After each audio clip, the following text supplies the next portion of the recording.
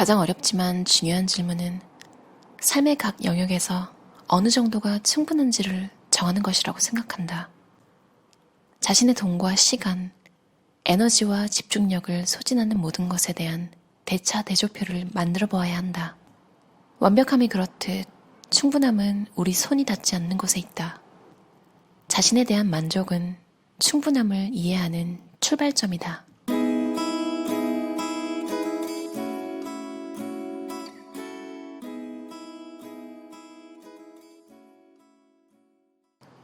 사람은 다들 남처럼 되고 싶어 하지만 우리는 우리밖에 될 수 없다.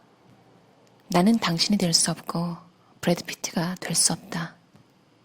나는 이 이상으로 카리스마 있거나 애교 있는 사람이 되기 힘들다. 나는 나일 뿐이다. 다른 누구도 내가 될 수 없기에 나는 지금 이대로가 좋다. 당신은 당신일 뿐이다. 다른 누구도 당신이 될 수 없기에 당신은 지금 그대로가 좋다. 우리는 충분히 훌륭하다. 사사키 우미우씨의 나는 단순하게 살기로 했다에 나오는 뭔가를 갖고 싶을 때 그걸 갖고 나서 당장은 그쵸 기분이 확 올라가죠. 마치 당 떨어졌을 때 그러니까 뭔가 필요한 음식이 있을 때 먹고 난 직후의 기분은 정말 확 좋아지잖아요. 근데 이제 시간이 조금 더 흐르면 차츰 원래의 기분으로 돌아오죠. 아주 가난한 것에서 일반적으로 그러니까 평범한 삶을 살 때까지는 그 행복의 만족도가 계속 올라가는데 어느 정도 가지고 난 후에는 별 차이가 없는 거죠. KBS에서 2011년에 나온 행복해지는 법, 행복의 비밀 코드라는 다큐멘터리를 봤는데요. 여기서도 같은 얘기를 해요. 우리 눈에 좋아 보이는 남들이 가진 것들, 마냥 좋아 보이는 이유는 그 이면에 무슨 일이 있었는지 우리는 그 과정을 보지 못했잖아요. 그걸 얻기 위해서 혹은 유지하기 위해서. 사실 유지하는데 더 노력이 들기도 하잖아요. 그것이 알고 싶다에 박지성 교수님이 유퀴즈에 나온 걸 봤는데 유재석 씨가 최고의 자리를 10년이 넘게 유지하고 계시잖아요. 근데 박지성 교수님이 딱 알아채시는 게 사실 유지할 때 그냥 그 상태가 지속된다고 생각하는데 그 최고의 자리를 지키기 위해서는 어쩌면 200%, 300%더 노력이 처음에 올라갈 때보다 필요할 수 있다고. 유재석 씨가 되게 공감받고 하는 장면이 있어요. 그거 보고 와 손잡고 이렇게 포옹을 해주고 위로를 그런 식으로 해주지 않고 그냥 뭔가에 대한 사실을 짚어주는 것만으로도 굉장한 위로를 줄 수 있구나 이런 생각을 했어요. 우리는 부자다. 세상의 다른 사람들과 비교해서 기회를 많이 얻었다. 집이 있는 사람은 부자다. 차가 있는 사람은 부자다. 한 번이라도 휴가를 가본 사람은 부자다. 컴퓨터가 있는 사람은 부자다. 옷이 얼어버린 사람은 부자다. 이 책을 읽고 있는 사람은 부자일 확률이 높다. 우리는 쉽게 남과 비교하기 때문에 보통 자신이 부자라고 생각하지 않는다. 부자는 대개 나보다 더 잘 사는 누군가를 말하니까. 우리는 부자라는 부류를 따로 규정하고 자신은 거기서 쏙 빼놓는다. 아래에 해당하면 당신은 부자일 것이다. 똑같은 핸드폰의 버전 5를 버전 6로 교체한다. 실내 벽지를 주기적으로 바꾼다. 오늘 신고 나갈 신발을 골라야 한다. 손님이 와서 하룻밤 자고 갈 수 있는 방이 있다. 애완동물과 커플룩으로 입는 옷이 있다. 와이파이의 뜻을 안다. 애플 하면 컴퓨터가 떠오른다. 날이 갤 때까지 기다리지 않고 건조기를 사용한다. 선택권은 부자들의 문제다. 새로 나온 마카로니엔 치즈를 맛보려면 1달러가 필요하다. 만약 그 제품이 맛이 없으면 최악의 경우 냉장고에서 다른 걸 꺼내 먹거나 패스트푸드점을 이용해야 한다. 하지만 생존을 위해서나 꼭 필요하기 때문에 물건을 구입하는 사람들은 새로운 것을 시도하기가 쉽지 않다. 맛이 없으면 굶거나 먹기 싫은 음식을 억지로 삼켜야 하기 때문이다. 선택권이란 세상 많은 사람들이 경험하지 못한 엄청난 기회다. 참 우리나라에서 스스로 부자라고 생각하기 힘든 것 같아요. 이제 긍정의 마인드로 정말로 현실적으로 난 내가 가지고 싶은 것은 다 가지고 있고 더 이상 바라는 게 없어 난 부자야 라고 해도 주위에서 안쓰럽게 보는 경우도 있고요. 상대방이 그렇다면 그냥 좀 믿어주면 되는데 이미 본인만의 잣대, 그러니까 빌 게이츠나 워런 버핏 같은 사람이 존재하는 한 그런 사람들이 기준이 되는 거죠. 근데 사실 이 책에서 나왔는데요. 전 세계적으로 생각하면 연봉이 2만 달러, 그러니까 우리나라 돈으로 2,200만 원 정도를 받고 계시다면 상위 11.16% 안에 드는 부자라고 해요. 저도 평소에 생각지도 못했던 걸 이 책에서 읽었는데요. 부자들은 부자들의 질문을 던진다. 예를 들면 처음 만난 사람에게 먼저 이름을 묻고 그 다음에는 직업을 묻는다. 상대방이 일을 한다고 전제하는 것이다. 직업이 없을 수 있는데 당연히 있을 거라고 생각하고 그런 질문을 한 거죠. 직업이 없는 사람 입장에서는 당혹스러울 수도 있을 것 같아요. 이걸 보고 생각이 난 건데요. 사람들이 상상하는 평범함, 그러니까 어느 하나 낮거나 높거나 한 게 아니라 정말 무난하게 삶을 살아온 사람들 중에 사교적인 사람들이 많잖아요. 어쩌면 이 사람들은 남들도 그렇게 살 거라고 생각하고 처음에 이렇게 사람들이 친해질 때 질문을 하잖아요. 열등감이 없는 것과는 별개로 그냥 정말로 스탠다드한 삶을 살아오신 분은 열등감을 극복하려거나 의지력을 굳이 사용해서 긍정적인 마음을 가져야지 뭐 이럴 필요 자체가 없잖아요. 그래서 어떻게 보면 인생이 쉽고 사람을 만날 때 거리낌이 없어서 그렇지 않나 이런 생각도 했어요. 우리가 상대방한테 무슨 일 하시냐고 묻는 걸 아무렇지 않게 하는 것처럼요. 왜냐면 당연히 뭔가를 하고 있을 거라고 생각하니까. 근데 사실은 그렇지 못할 수도 있다는 거죠. 함께 시간을 보내는 사람들은 당신의 욕구에 강한 영향을 미친다. 나보다 재산이나 영향력을 더 많이 지닌 사람들과 자주 어울리면 그들의 가치관에 맞춰 내 욕구도 변하기 시작한다. 나보다 사회적 지위가 더 높은 사람과 시간을 많이 보내면 재정적으로 더 성공하고픈 욕구가 생긴다. 반대로 나보다 돈이나 영향력이 적은 사람들과 시간을 많이 보내면 삶의 태도는 완전히 달라진다. 내가 입는 옷, 사는 집, 모는 차, 밥을 사 먹는 곳이 단순해지기 시작한다. 더 큰 세상을 배경으로 자신을 좀 더 단순한 관점으로 보게 된다. 우리가 함께 시간을 보내는 사람들은 부지불식간에 우리 마음의 욕구에 중요한 영향을 끼치고 있다. 예 또는 아니요. 세상 모든 언어에서 가장 강력한 단어가 뭔지 생각해 본 적이 있는가? 내 생각에는 예와 아니요가 가장 강력한 단어 같다. 우리는 예라고 대답해주는 사람들이 좋다. 우리도 다른 사람들에게 끊임없이 예라고 말한다.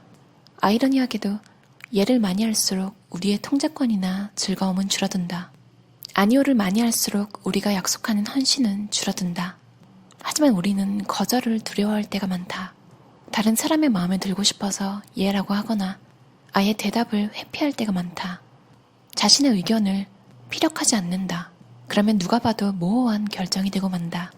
우선순위를 분명히 하지 않으면 다른 사람이 우리 대신 예, 아니오를 결정하고 우리를 이용한다. 옷장 비우기. 옷은 생필품이기 때문에 많이 가졌다는 것을 정당화하기 쉽다. 아무리 그래도 어쩌다가 이렇게 옷이 많아졌을까? 여행 가방을 쌀 때마다 뭘 가져가야 하나 고민이다. 날씨는 어떤지, 옷을 갖춰 입을 일은 없는지 생각해본다. 그러면서 늘 혹시 모르니까 안전한 편을 택하는 실수를 저지른다. 그리고 집에 돌아올 때면 처음 싼 옷의 절반은 필요 없었다는 결론에 이른다. 이 이야기는 우리 옷장 전체의 축소판이 아닐까? 알지도 못하는 사이 우리 옷장에는 만약을 위한 옷이 가득 찬다. 우리는 왜 공짜 티셔츠라면 사족을 못 쓸까? 우리가 어떤 옷을 입을 때 우리가 입고 광고하는 그 이야기를 몸으로 추천하는 셈이다. 우리 자신이 홍보가 된다. 당신은 당신의 옷을 통해 전달하는 메시지에 정말 찬성하는가? 패션업계의 마케팅 전략은 강력하다. 소비자들이 그 영향력을 이해하지 못한다면 우리는 옷이 어느 정도면 충분한지 분간할 수 없게 된다. 남들이 우리 대신 그 기준을 정하게 되는 것이다. 새 옷을 사는 가장 큰 이유는 멋있게 보이고 싶어서다. 우리는 남들이 멋있게 보아주기를 바란다. 간단히 말해 관심을 받고 싶다. 하지만 우리는 우리가 입은 옷이 아니다. 나는 내가 입은 옷이 아니다. 옷이 나를 기분 좋게 해주고 남들의 관심을 받을 수 있길 기대하면서 그동안 얼마나 많은 옷을 쌓아왔는지 알게 되었다. 이젠 내게 남는 것으로 세상을 바꿀 수 있는 방법을 더 많이 찾고 있다.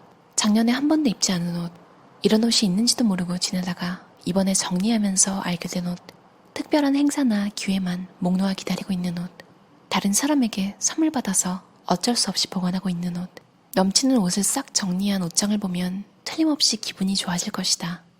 우리에게 넘치는 것으로 도움이 필요한 사람들의 문제를 해결할 수 있다. 넘치는 옷은 동네 노숙인 시설이나 중고 가게에 기부한다. 적게 가지고 살아라. 기부하러 가기 전에 옷장을 뒤져서 좋아하는 옷도 한 벌 꺼내 같이 기부하라. 낡은 옷만 말고 마음에 드는 옷도 같이 건네라.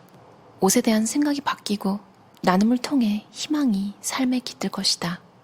여러 가지 일에 신경을 쓰다 보면 중요한 일에 대한 집중도는 떨어지기 마련이다.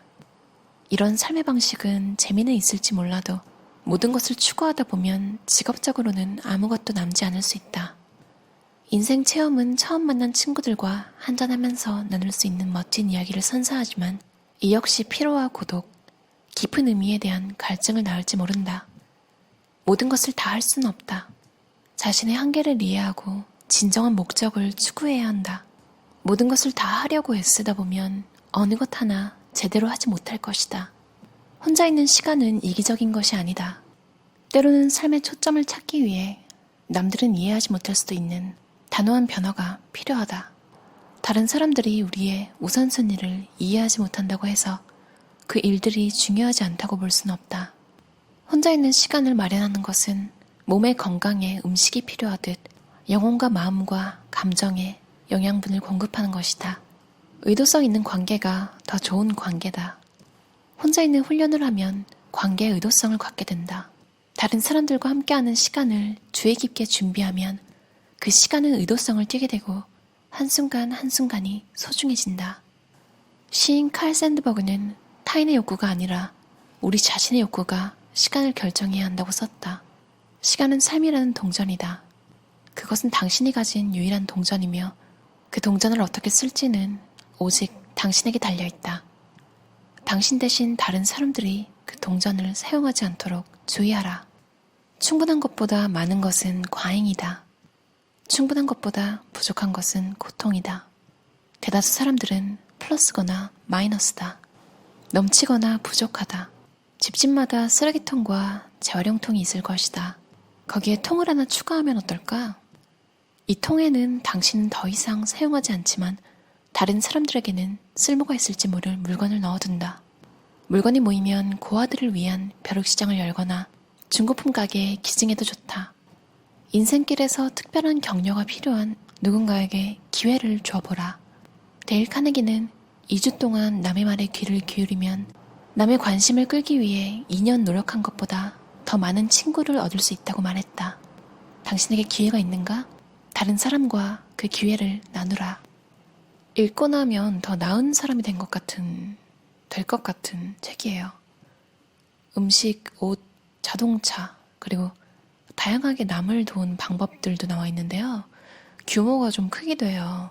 호텔에서 비누를 사용하면 그 비누를 호텔에서는 체크아웃을 한 후에 버릴 거잖아요.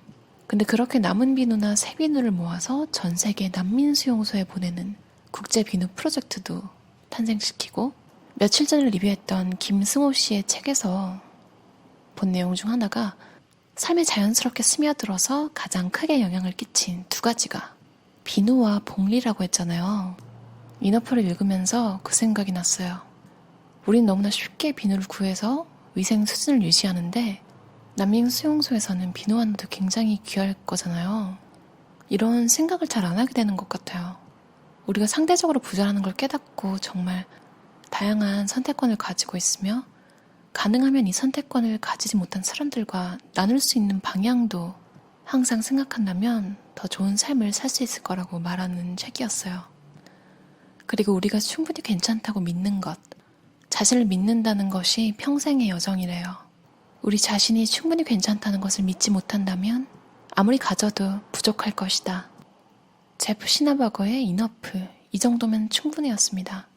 원래 영어 제목은 more or less래요. 그러니까 굳이 번역하면 더 혹은 덜.